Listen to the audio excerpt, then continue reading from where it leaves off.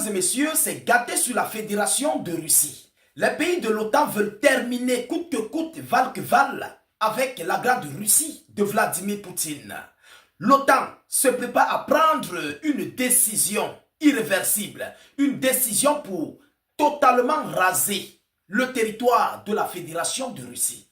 Oui, juste après l'autorisation de M. Donald Trump qui a accordé ces missiles à longue portée Tomahawk à Kiev, nous avons maintenant les pays membres de l'Union européenne et de l'OTAN qui doivent se réunir du côté de Londres, au Royaume-Uni.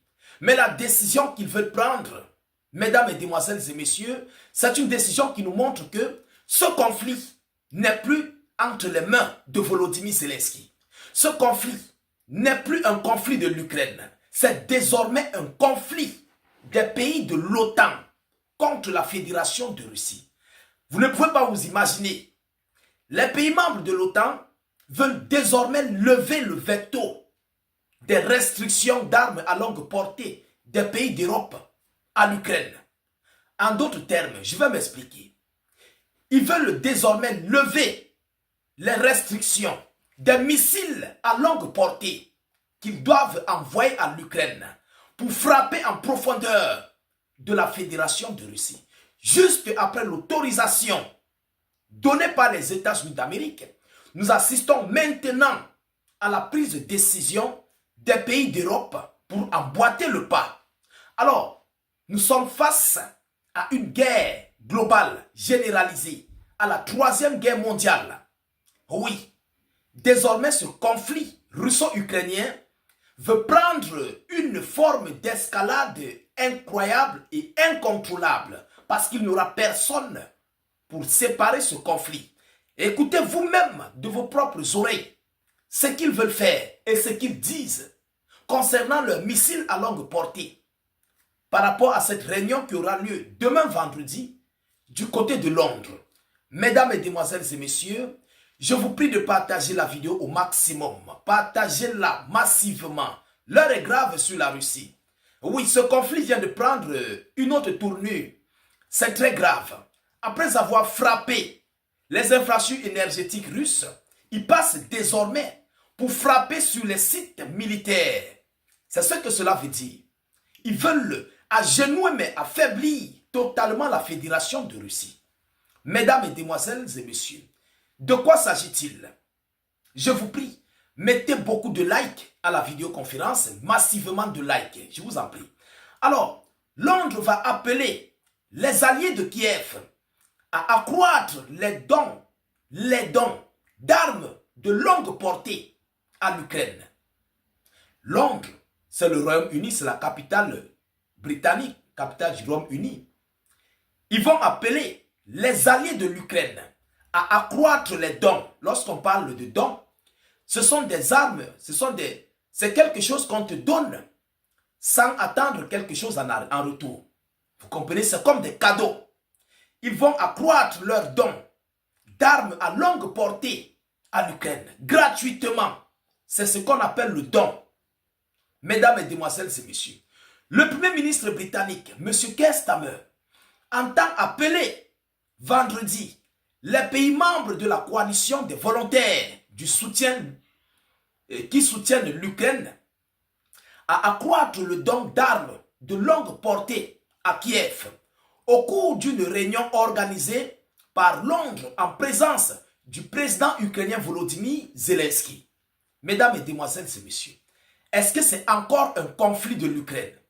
Est-ce que ce conflit est encore entre les mains de Volodymyr Zelensky? Je crois que non. Désormais, les pays de l'Union européenne et de l'OTAN veulent passer à la vitesse supérieure. Et vous savez, lorsque l'économie russe est affaiblie et qu'ils frappent déjà sur les infrastructures militaires, ils agenouillent non seulement l'économie russe et le système militaire de la Russie, c'est terminé. Moscou ne pourra plus rien. L'armée d'un État est la colonne vertébrale de cet État. Notez ça, écrivez ça.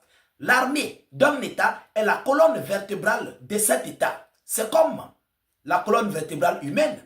Si je n'ai pas de colonne vertébrale, je crois que tu vas ramper comme un serpent. Même le serpent a une colonne vertébrale. Vous comprenez? Alors, et si ta colonne vertébrale est affaiblie. Mesdames, Mesdemoiselles et Messieurs, c'est que c'est terminé pour toi. Allons dans la profondeur. Sont également attendus dans la capitale britannique la première ministre danoise, Mette Frederiksen, son homologue néerlandais, Dick Schoof, et le secrétaire général de l'OTAN, Mark Rutte, selon un communiqué des services de M. Stammer. 20 autres dirigeants, dont le président français Emmanuel Macron, doivent participer aux discussions en visioconférence, ajoute Downing Street, selon l'information. Donc tous les 27 seront là, et d'autres pays encore. Cette coalition des volontaires réunit 26 pays, voilà, 26 pays, essentiellement européens, et est co-dirigé par M. Stammer et Macron. Le Premier ministre devrait appeler les dirigeants à placer l'Ukraine dans la position la plus forte possible à l'approche de l'hiver. On expliquait ces services dans un communiqué officiel. Alors, outre le renforcement des sanctions sur le pétrole russe, M. Stammer appellera ses partenaires à achever le travail visant à utiliser les avoirs russes pour débloquer des milliards de livres afin de financer la défense ukrainienne et accroître le don de systèmes de longue portée à l'Ukraine selon Downing Street. Les Européens fournissent déjà des missiles de longue portée aux Ukrainiens, notamment des Scalp français et des Storm Shadow britanniques, mais en petite quantité. L'Ukraine, qui produit également certains missiles de type Flamingo, Neptune, a en revanche sans succès réclamé des missiles allemands Taurus, et les Américains vont livrer aussi leur part de missiles à longue portée Tomahawks.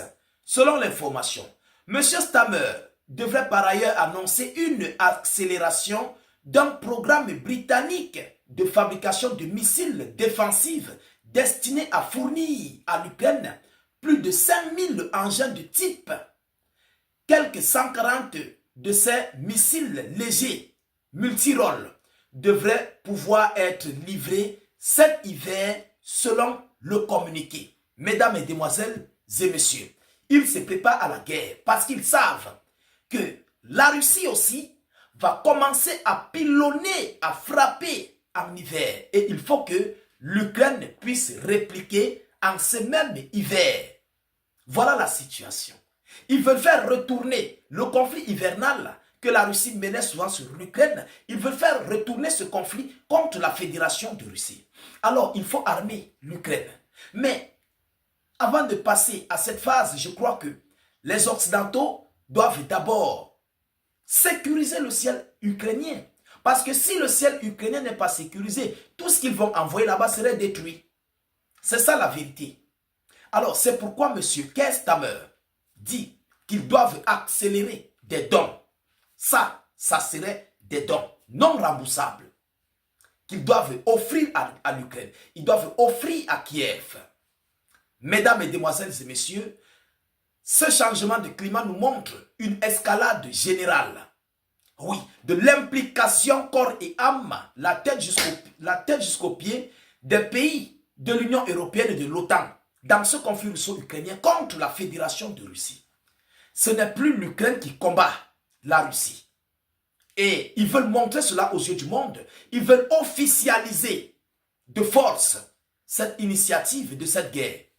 Ils veulent l'officialiser, mais de force. Je crois que si la Russie ne répond pas, ne réplique pas, je crois que M. Vladimir Poutine et la Grande Russie risqueront de subir les dégâts colossaux sur leur sol. Et ça serait totalement quelque chose de pire pour la Grande Russie de Vladimir Poutine. Le moment est arrivé pour que Poutine prenne ses décisions. Sinon, les Russes n'auront que leurs yeux pour pleurer.